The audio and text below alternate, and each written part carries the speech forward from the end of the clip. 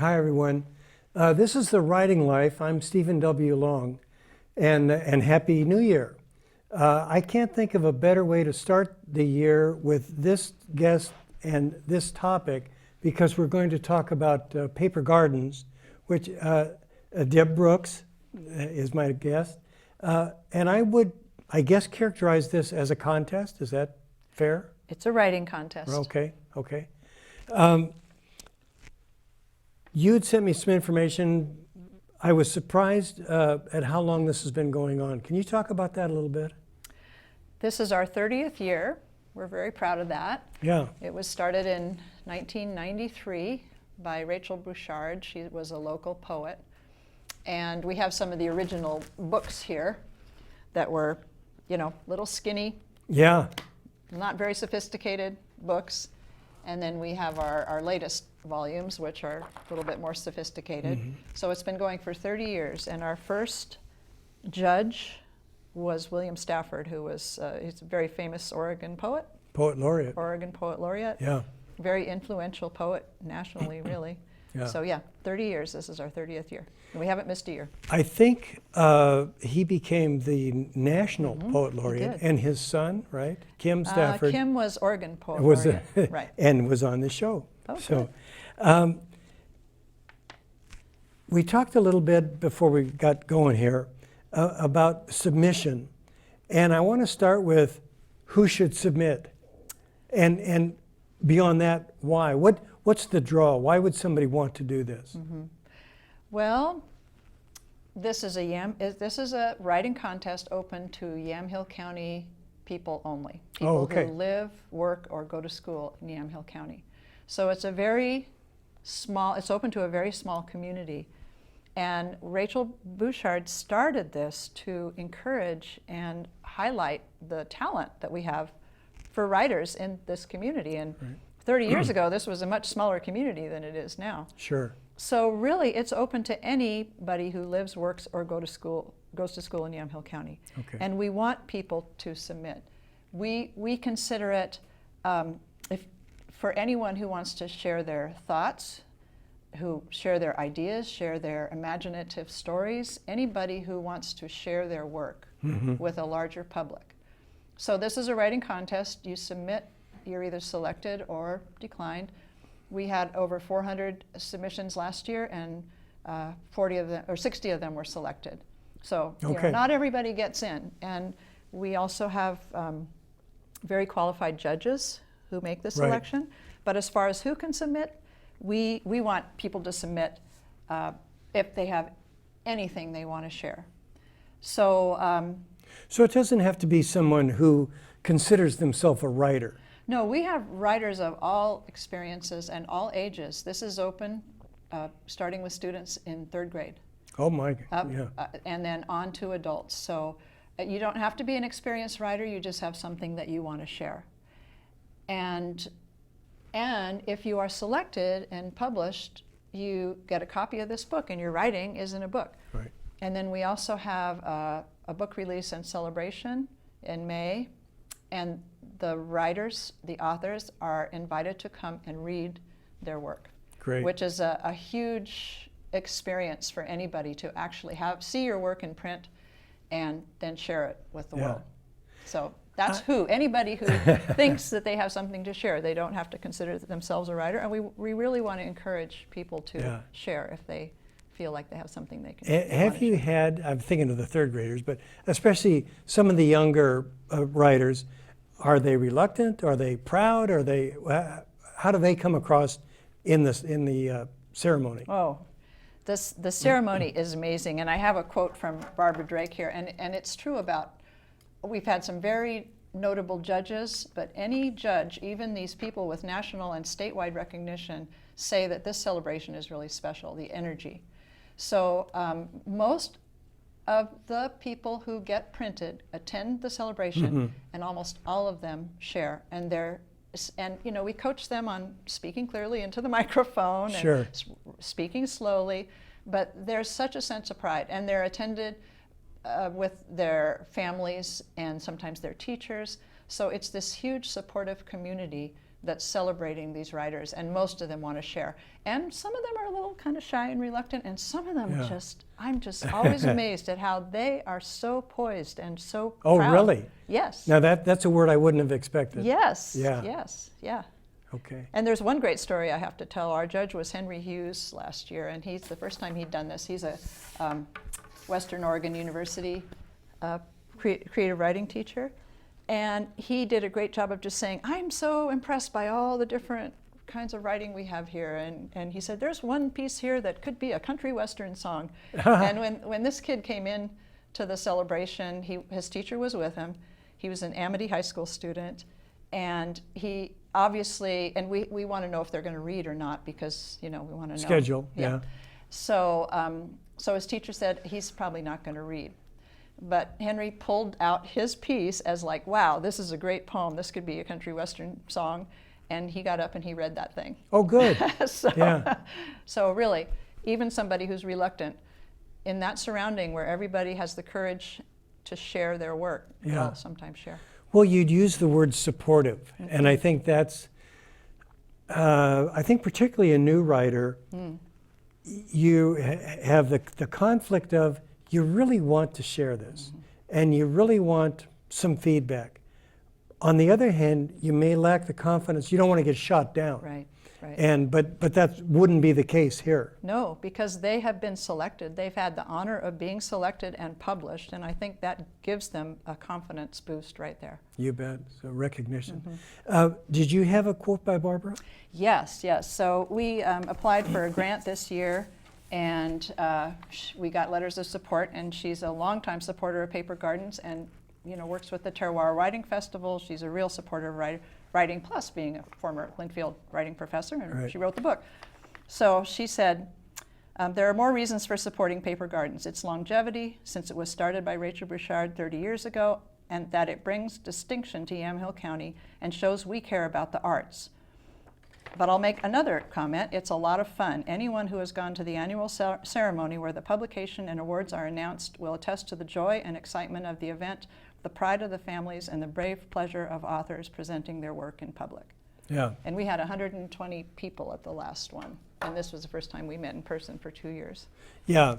So, and I want to have you peruse or give us a sample of the subjects. But just before that, what about the pandemic? What did that do?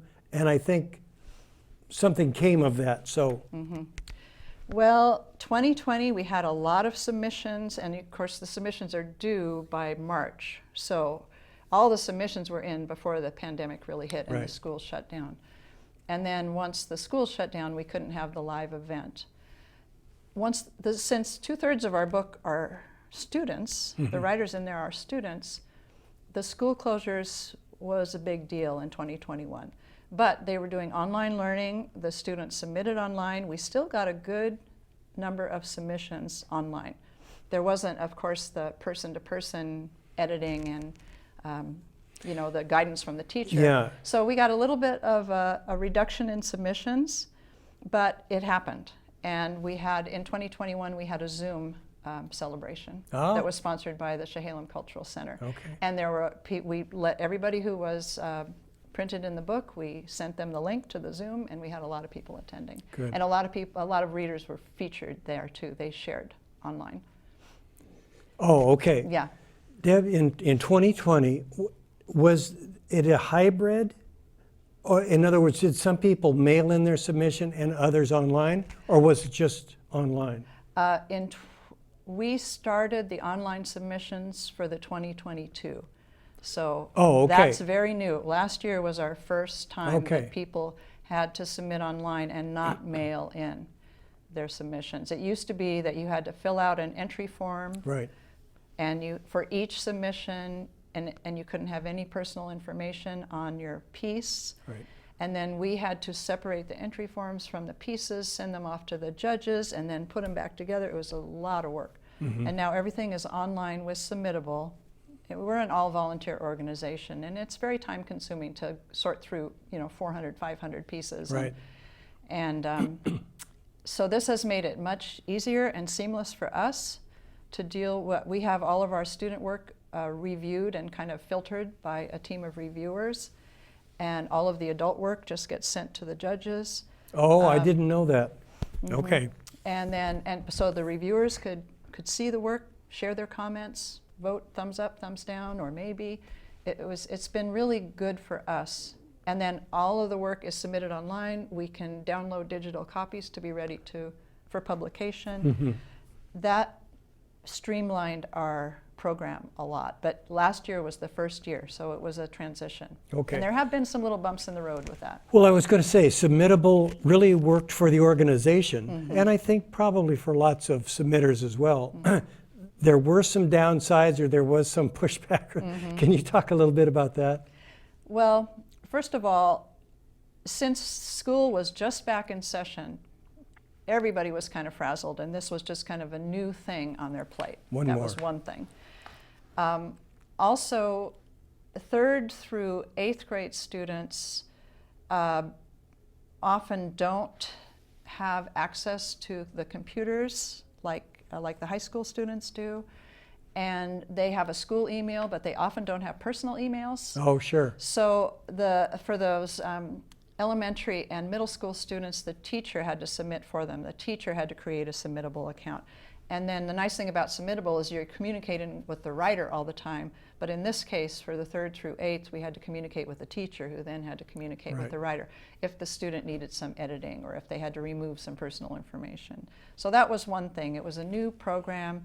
And the teachers, especially for 3rd through 8th, had to figure out how to make it work for their students, since their students couldn't create their own email and create their own account at school.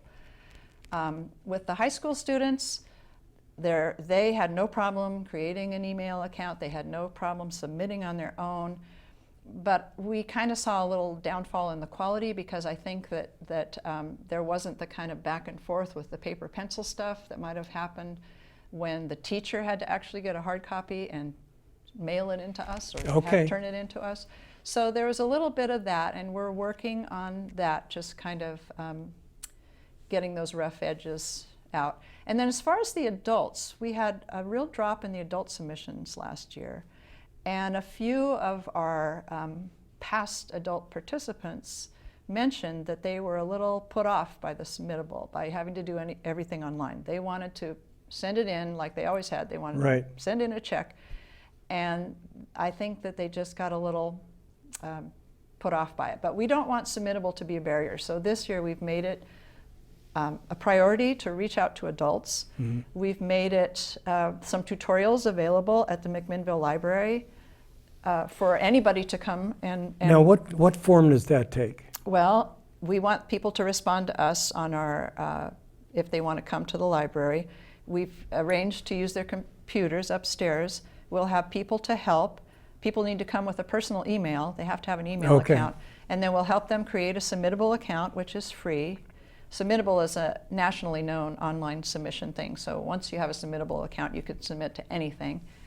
And then we will... I would think that because there's money involved and being nationally recognized, this is real secure. People don't need to worry about. People don't need to worry about the security of it. This is used for applications like college applications or grant applications, but it is a real platform for writers to submit. It's very secure. Adults pay online $4 a piece, which is very low. You pay online. They handle all of that for us. It makes it easier than us getting the checks in, processing the checks. So I think we want adults not to feel that Submittable is a barrier. You have a personal email account. You create a Submittable account, which is free and secure. You submit by just filling out a form online and uploading. And you have done this. I was going to say, folks, if I can do it, anybody can do it. So. Right. So it's really not a difficult thing. I have a personal IT person, but she's my daughter, and I'm not sharing. So. Well, and some people said they needed a little help from somebody who was a little bit more computer savvy, and so that's why we're offering to help anybody in any way they can. We have some submission tips online at the Arts Alliance website. Sure. You can click on Adult Submission Tips and see step by step how to do it. We have these live tutorials where we'll actually help you create an account and upload a file. And we are always open through our email to answer any questions you have. Okay. Deb, you touched on something so quickly, I'm not sure everybody got it. You mentioned Arts Alliance. We're talking about Paper Gardens. What's the tie-in? What does Arts Alliance have to do with Paper Gardens? Arts Alliance of Yamhill County has been around for a long time too, well, at least 30 years. And they support a lot of arts programs, including the Terroir Writing Festival. And including the show. Yes, okay. And they are our umbrella nonprofit. So we are a program associated with Arts Alliance of Yamhill County. They're our fiscal agent. They're our nonprofit, Sure. agent, so that when we apply for a grant from the Oregon Cultural Trust, you have to be a nonprofit to arts association to apply for that. They are our fiscal agent. We post things on their website. So they're our primary kind of. They're the umbrella. They're the umbrella Right. organization, Okay. right? For just a second, let me go back to the high school kids. I know that and I understand what you said about not having the second look maybe of the teacher. But then I remember reading that with submittable, there could be some back and forth with the administration or you folks and the author. And I wondered, I would have thought that when you submit something, that's it. It is what it is, like it is. Could you give me an example of a suggestion or an edit, or what form does that take? Well, a couple of different things we deal with. First of all, we have some very simple submission guidelines. I think there's about 5, as far as type size, margins, just because we need to be consistent for our publication. Sure. And we also ask that people include no personal information on the piece itself, because our judges and our reviewers see it blind. They don't know who has submitted this. Right. So a very common thing is that we will get something without a title, or we'll get something that has the student's name on it, or even some adults leave their names on there. Sure. So we can message back the submitter and say, please remove your name, your personal information from your piece, and upload it again, and you're good to go. We cannot accept it with personal information. So Sure. if you want us to accept it, you need to follow the guidelines and not put personal information. Yeah. That's a very common one, especially for students, but like I said, sometimes for adults. And as far as the editing goes, often the judges will make comments and suggestions, and that gets passed back to the writer. Okay. And this has happened in the past with Paper Gardens. I've had pieces accepted for Paper Gardens, and I've worked with an editing coach who had made some suggestions to me. I either follow them or not. Sure. Any writer can do that. So, and if it's coming from the judge, that's important feedback from an experienced writer. Right. And then the writer has the choice of either accepting the suggestions or not, and then re-uploading. So no, it's not, once it's in, that's not the final copy. We do, Okay. and we do want it to be a learning experience for all writers, whether they're students or adults. And not, some don't need any editing, and sometimes it's just a copy editing thing where it's a spelling or a punctuation. Yeah. Add a comment. And we don't make any changes. We say, here's what we found, Well, that would be the thing, because it's the author's work and they're being judged on that, and I just Right. didn't know the level of suggestions or so on. Right. So there are some definite craft suggestions, as well as copy editing, capitalization, punctuation for prose kinds of things. Yeah. Poetry is pretty loosey-goosey. So. Right. Right. And like I said, some people respond and some people don't. Now, by the time it gets to the book, we have a copy editor who will go back and make changes, especially spelling and grammar changes that really jump out at you. Sure. But we try to leave it up to the writer. Okay. And it's very easy and submittable to communicate back and forth. When you submitted, you got a response, right? That said, I think I did. yeah, you should have, because I saw it. I saw Okay. a message was sent to you. Thank you for submitting. Okay. So you know that we received it. Yeah. I wanted to ask if you take just a minute and talk about the 2 judges. Oh, okay. Well, we have had some fabulous judges, as I said. The 2 judges this year are Lisa Olin Harris. She is a writing instructor She has done some online stuff, and I think some local stuff through some community college around here. Can't remember which one. I was going to say, I think was a teacher, is a teacher. Yeah. So, and she's doing some writing things through the Newburgh Library right now, some writing workshops. Okay. So she's very invested in writing. She's written some books about nonfiction writing. She's a published author. She's also written some nonfiction books. Yes, she has. So she's published and recognized author, and she's our prose judge this year. Yeah. I'm not sure she does a lot of poetry. Our poetry judge, and what we do is we get suggestions, like I think Annie Lightheart is our poetry judge. She was suggested to us by Kim Stafford. Ah. So we'll often kind of piggyback on I'd listen to that. some of our previous judges and say, can you recommend anybody? And we always go for local judges. Sure. So Annie is a poet, and she has national recognition and has won awards. She's a Portland-based poet, and this is her first time judging for us. good. So she's in for a surprise. Well, in what way? I mean, what I'm thinking of is the quantity, but what are you thinking? Well, by the time they get the quantity, our judges usually get about 150 pieces. Okay. Well, poetry, and prose is usually less. So yes, they do have to go through those 150 pieces. That's a lot. It is a lot, and we let them know that this is what you can expect, and here's your timeline. But I think they have really appreciated Submittable too, because they don't get this big packet of papers. Right. They can make comments, they can thumbs up, thumbs down, they can ask for changes to be made. So she's going to be surprised. All of our new judges have been surprised at, number one, the quality that comes out of Yamhill County. Right. And they come to the celebration and they announce the selected writers. Ah, okay. So that is, and we say, here's when our celebration is, where you're expected to be there, you're going to present these writers, and they're kind of going, when they get there, they're like, wow, this was great. Yeah. Because it's the writers, it's their families, it's just a celebration. And I think if I can think of the right word, the word I'm thinking of is camaraderie, but we all love the same thing. Mm-hmm. Yes. And I remember actually, particularly at the Squaw Valley Writers Conference, to go there and to look around and because when you start, you kind of think you're alone, mm-hmm. and it can be a big community. Right, and that's a huge thing for students, because a lot of our students, this is the first time they've ever been published. This is the first time they've ever read something in front of 100 and more people. Right. So and they get to hear what I love about it, because I've read my pieces there too. What I love about it is you admire these students and you see them as growing writers, and they see that, some old lady like me is still writing, Yeah.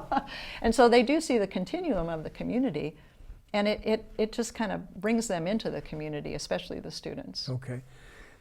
You talked about continuum, and I had meant to follow up on that. Third grade is the start, but I think you said that there have been students, 3rd through 8th, that you've followed or that have done this year after year? They are many repeat submitters, and if you look through some of our old books, you'll see these kids who maybe started in 3rd grade, and in 12th grade they submitted something else, and then they went off to college and are still writing, we hope. Yeah. So there are many repeat submitters from the students and from the adults. This is trivial, but I was thinking as I was preparing for this, I think there was a ranking. Oh, this is first place, second place, third place. There used to be. It used to be, but not now. Mm-mm. Okay, I just wanted to verify that. Right. You're just accepted or not, and they're listed alphabetical order by the is it free verse, is it traditional verse, is it nonfiction, is it fiction, and it's elementary, middle school, high school, adult. You and I talked a little bit about that before we got started. in that, if your piece was not accepted, it doesn't mean it's bad, you're bad. There's so many factors, and so I think it ties into the 1st, 2nd, 3rd place, because again, not that these are arbitrary decisions, but there are many factors, and it's artistic. Mm-hmm. So as we said, there could be a painting that's a famous painting that you don't like, doesn't resonate with you, at least on the day that you looked at it. Right. right. So it kind of depends on the bent of our judges and all of that. And we were talking about this. I'm in a writing group too, a very small writing group with 4 other people, and we've challenged each other to submit our work to publications. Yeah. And I haven't been accepted yet, you know. And one of our groups said it just means that the right person hasn't read it yet. Sure. And we were talking about how famous books like Harry Potter were declined by plenty of publishers before they finally made it, and look what happened. So right, and it's interesting because with Submittable, the writers can communicate with us, and they'll send something saying, when are you going to decide, and was my piece accepted, and all that. And so many of them really want to know. Sure. And there was one adult writer last year that we went back and forth about. I think the judge was saying, I'm not sure about this, and if she changed that, and finally it was declined. But the judge had some very interesting comments, suggestions for her writing, and we sent those comments to the writer, and she was very grateful to have that feedback. Sure.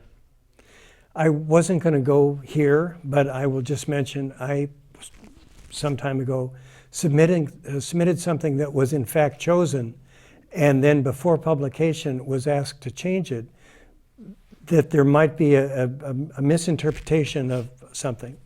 And because it was a memoir and factual in my view, I felt I couldn't change it, but I withdrew it. Oh, interesting. And so, yeah. Because you want to say it's true to your writing. Yeah, it was true to mine. Yeah. I don't want to run out of time before we talk about the support, the partnerships. Can you mention? We talked about Arts Alliance. Arts Alliance, that's the big one. The Chehalem Cultural Center, that, I hope everybody is familiar with that and has gone to art exhibits there. They have classes, they have a wonderful website, they have events, community events. And since 2017, they have given us a very discounted rate to have the celebration in their venue. Yeah. And it's a great place. It just really, I mean, there were times when I think it was in the McMinnville Community Center gym, Oh yeah, sure. So, but Been this there. this really gives it some cultural credibility, Right. So they've been partners with us since 2017. They publish stuff on their website for us. They're really great supporters. Okay. The other supporter we have had periodically over the 30 years, well, as long as they've been around, Yamhill County Cultural Coalition. We got a grant from them this year. I think it was $1,400, $1,500 to help pay for the publication. Right. And they are the local county coalition for the Oregon Cultural Trust. Okay. So the money that we get through Yamhill County Cultural Coalition is actually coming from Oregon Cultural Trust and from all Oregonians. Okay. And then Third Street Books I wanted to mention too, because Third Street Books has been a distribution point. During the pandemic, since we didn't meet in person for 2 years, all of the books went to Third Street Books and they got picked up by the authors there. So they're very supportive as well. I'll just say Third Street Books is a treasure, and we're lucky to have them because we're talking about writing. They are involved in terroir and sell the books there and so on. So, Right. Yay, Third Street. I know. Support your local bookstore. Your independent bookstore. We've got just about a minute. Could you maybe tick off a couple of the topics that people have written on? Gosh. Well, I would love to just read for a half an hour some great stuff in there, but I did want to mention topics because, again, who should submit? Anybody who has an idea about something. Sure. We talked about how to submit. Go to Submittable, and go to our website. So just in this book from last year, we had things on nature, climate change. There was one called Tenacity about that heat dome that came down, and just powerful language about that. One of the topics was the orchard by my house is gone, where a filbert orchard was torn down so they could, plant wine grapes or something. And a place where this adult writer's children had played and dogs had run. And sure. There was a middle school student who wrote a poem called Words of Choice to the Fossil Fuel Industry. Favorite place, Neakani, Clackamas River float. Favorite food, there was a wonderful piece called Pot Stickers about, just from an Asian child that was a big part of his culture. There was one about birthday that I just loved, my first communion. There was one called Subak Uma Lambing, a true story of a great adventure about a boy whose father was working in Bali in Indonesia. I called you yesterday. It was a really poignant piece by a high school writer about her older sister who was getting ready to leave for college. Ah. I mean, it was just sweet. There's many about the pandemic. There was a junior college student who wrote one called A World of Eyes about all we saw was people's eyes, okay. Over masks. And one I really loved called Mothering, about a mother whose adult daughter had come back to live with her, and how this adult daughter should be on her own, Mm-hmm. but very powerful. Fantasy, philosophy, humor, it's just whatever people are inspired to write about. Yeah. It's easy to say the words, you can write about anything, but until you go give us an appetizer with some examples, you don't realize, oh yeah, I mean everything. Right. From pot stickers to the heat dome. Yes, right. We Yeah. have a little term in our writing group. Everything is copy. Yeah. Everything is copy. I wrote a piece of being in a camping site and observing a couple that was next to me and kind of made up a story about them. Sure. So I had everything a is copy. writing teacher who said being a writer is a license to snoop. Yes, and be a good observer. Yeah. And then just record and make it work. Make it real. Sure. Make people feel like they're there and experiencing with you. I read a memoir called Truck, a Love Story. So, well, folks, we're out of time, but thank you so much. We could go on. You'll just have to come back and we'll do some more. We'll have to have a reading session. Yeah, let's do that. In fact, maybe terroir. So, Yeah. all right. See you next time on The Writing Life. Be well. Okay, thank you. All right. Oh, wow. Did we do it? I think we did.